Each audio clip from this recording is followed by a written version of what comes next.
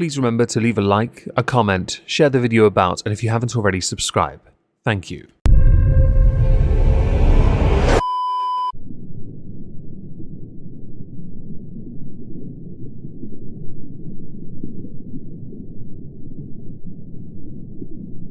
Well, isn't this just fantastic?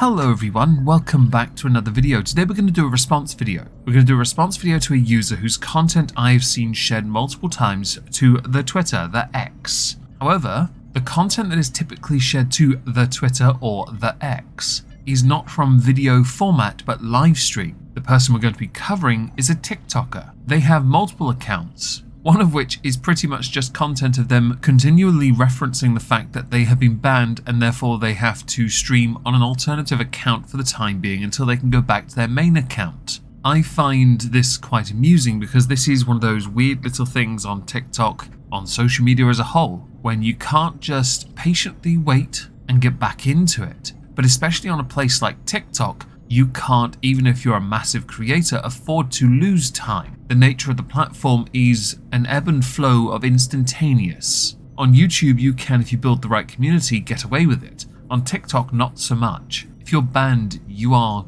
well, screwed for a while. It takes a lot longer to rebuild and get yourself on the For You page. I have no idea what the For You page actually is meant to be, but I can guarantee this person's not on it based on the views from their channel that I'm not going to link, because I don't want them to receive any harassment. I want to use them to drive home a point. A continuation of a discussion from last week called The Failure of Mental Gymnastics. If you've watched that video, this can be seen as a bit of a continuation. Typical tactics used by those who are unwilling to accept the sole blame for the situation they are in. The first video shared to Twitter was shared by Nick Snyder. It is a bunch of clips from a live stream, which should provide some context as to the individual we're going to look at. Considering I don't eat that much, it wouldn't be a problem, but you know, whatever, Juliet, you can leave. Context for that clip. The context is the individual who is speaking says they only eat one meal a day. They're a very devout follower of OMAD. As many have pointed out, the only way they are OMAD is if they start eating when they wake up and stop eating when they go to sleep. To be in such a dire state of denial speaks volumes about the kind of person you are, and of course the eye movement is also indicative of somebody who is telling a lie. A porky pie. Don't make the obvious joke, guys. Don't make it. I'm not this way because I eat too much. I maybe accomplish eating one meal a day. 2 if I'm lucky. If I'm lucky. I'm starting to understand why you predominantly live stream on TikTok, because a lot of the full context is lost owing to the nature of a live stream. Although, as more and more people take notice of who you are, regardless if you're banned on your main account for a time period anyway, they will start to flock, they will start to gather, they will start to observe, and they will start to call shenanigans on this, smelling of the horseplop variety. But I should insert, I did download a video that may aptly explain their reasoning for why they are the way they are. Don't worry, there's much of that to discuss later.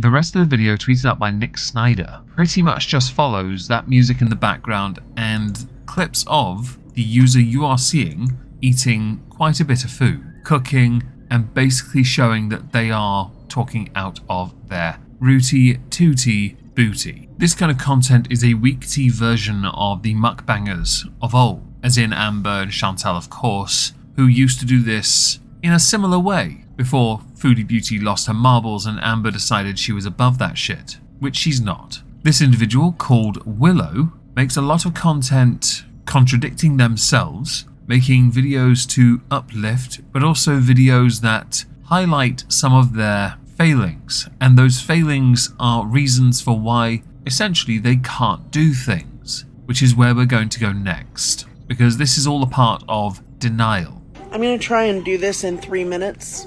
I make no guarantees if I can accomplish that. This video you've posted talking about all your health conditions is 2.5 minutes long, so clearly you were able to do it, but 2.5 minutes telling us everything that's wrong with you is a bold move for the internet. A very bold move. I have discovered there are many people who are willing to do something because they will do it knowing it will benefit them. They are the type to be active. They are also the type who will make all the excuses to not. Assign blame and use it as a hook of validation to be nothing, to accomplish and achieve very little because they want to be given everything, the easy way out. Anything worth doing is usually difficult. If it is easy, chances are it's not worth it at all. Exhibit A is about to begin with a list of all the ailments holding them down. Okay, so here we go. I have chronic migraines. Yes, so do I. Big whoop. I have sleep apnea, osteoarthritis in both knees. I am well aware there's an obvious comment that can be made about the osteoarthritis in the knees. Do refrain. It's too obvious. It's bait. We are above it. Lymphedema, lipedema. I had breast cancer. They don't know if the cancer has spread because they're really not going to look for trouble since I'm showing no symptoms and my tumor count is low. I have bursitis in both shoulders. I have no disc between my C6 vertebrae, which leads to loss of feeling in my right hand on a regular basis. This would go so far as to explain why you don't do anything in your live streams beyond engage with the minimal number of people who turn up to watch your live streams. A comment that I've seen on many a tweet of people critiquing you on Twitter because they believe this is your existence. I understand that when we get knocked down by life, health concerns continue to pile up. I also believe that you will only stay there for as long as you let life do that to you. You listing this all off seems to cover, so far, almost every single part of your body that could be doing something to help you, so you can help yourself, a trend that is going to continue for another minute and a half. I also have carpal tunnel in my right arm. They say that I'm starting to get carpal tunnel in my left arm. I have... Did I say lipedema? Lipedema. If true, and you have carpal tunnel in both hands, I can hardly wait then for the median nerve to completely fail you, for the numbness, the tingling, the weakness in the fingers and thumbs to prevent you from being able to hold things while you eat. I assume you and straws are going to become very close friends in the future. And yes, you did in fact say one of the demas earlier. Weak ankles, obviously. And, I know I'm forgetting something. I mean, if we're pedantic enough, we could insert that the possible reason for your ankles being faulty is because they are, or in need of, corrective surgery, but if you can't walk properly and you are used to sitting down, your ankles do typically curl in because you cross your legs. We mostly do that anyway. Obviously, when it comes to additional weight problems, they can be considered a health problem as well. We can be body positive as much as you like, but morbid obesity is definitely a health problem. But that's just to name a few things. That's just the major things. I'm also diabetic, but that is super well managed for my weight, surprisingly enough. Bit of a weird flex, but okay, and I don't think anyone was remotely surprised you had diabetes, or the beatus, as others like to call it. I don't have high blood pressure. I don't have all the things that somebody of my weight should have because my weight is not based off of, or I've not gained weight from overeating. I've gained weight from lymphedema. Lymphedema does in fact change the way your body processes, stores and uses fats. Of course it does. This does in turn lead to a natural weight gain. However, the earlier video showed you eating fatty foods. So the lymphedema may be holding on to it, but it's because you're putting it into your body. Of course, additional things like swelling and stiffness do come from this. Some of the other concerns and conditions you referenced, if you have lymphedema, can be attributed to that. Sure. And while they do in turn make things like exercise a bit more difficult, if you ever do decide to, it's not overly complicated. You just have to make more of a concerted effort and start small. Something which you are unironically not used to. And so it's fluid buildup, not overeating. If the fluid was solely in your thighs, I would agree with you. Because of lymph nodes, I understand that. However, the number one cure to help you with it, exercise, because it helps to restore flexibility and strength and improves the drainage. Bet you didn't know that, did ya? I are smart. I was a scientist once, did you know? Did I overeat as a child? Yes, but as I started to get older, that changed. And a lot of people just don't understand that just because somebody is overweight, it's not because they eat a lot. But having said that, that's the majority of my issues. Like I said, I know I'm forgetting something, but it is what it is. We here do not deal in tautologies and find them to be a weak way of dismissing severe and serial situations. Additionally, a lot of the problems you have actually listed would help if your weight was reduced. You mentioned lymphedema. Aid for that can come in the form of certain types of bandage that help the body then drain it by forcing it elsewhere. I know this because I had a stepfather whose father, so step-grandfather, had a problem in one of his legs that required those stretchy bands, compression band I think it was, and his legs returned to normality after a time. Exercise also helps. You, though, dismiss the ability of exercising by mentioning your knees, your back, your crack, your sack, your hands, your wrists, your elbows, your shoulders, anything that could in fact be used to apply to a form of working out. Thing is, there are ways around that as well. There are treatments that can limit the discomfort, and additionally, there are in fact some rudimentary exercises that can in fact help you. But again, I earlier stated every excuse for why you can't do something. It is essentially the mental gymnastics Folie Deux, which I might call this video that. Maybe I should. And so, yeah, that's what I know now.